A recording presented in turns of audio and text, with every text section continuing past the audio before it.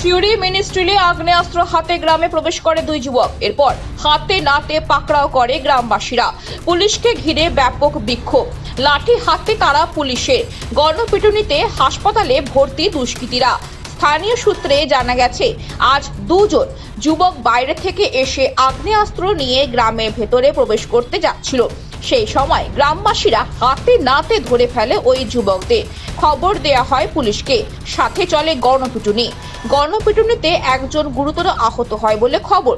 তাদেরকে আটক করে সিউড়ি থানা পুলিশ ঘটনাস্থলে গেলে পুলিশকে ঘিরে বিক্ষোভ দেখাতে শুরু করে উত্তেজিত জনতা। এটা আমরা খোঁজ নিয়ে দেখেছি, এটা একটা পারিবারিক ঝামেলা। বিগত দিনে জমি সংক্রান্ত কোনো বিষয় নিয়ে পারিবারিক ঝামেলা, এর সঙ্গে রাজনৈতিক কোনো রং নেই। এবং পুলিশ অতি সক্রিয়তার সঙ্গে, বীরভূম জেলা পুলিশ প্রশাসন অতি সক্রিয় আছে এবং সক্রিয়তার সঙ্গে ওর মোকাবিলা করছে। 2-4 অলরেডি অ্যারেস্ট হয়েছে। বাকি এই ঘটনার সঙ্গে যারা যুক্ত আছে প্রত্যেককে অ্যারেস্ট হবে। আমরা পুলিশ প্রশাসনকে দলগতভাবে নির্দেশ দিয়েছি, এখানে রাজনীতির কোনো রং দেখার প্রয়োজন নেই। এই ঘটনার যারা যুক্ত প্রত্যেককে অ্যারেস্ট হবে এবং তাদের বিরুদ্ধে কড়া পদক্ষেপ নেওয়া হবে।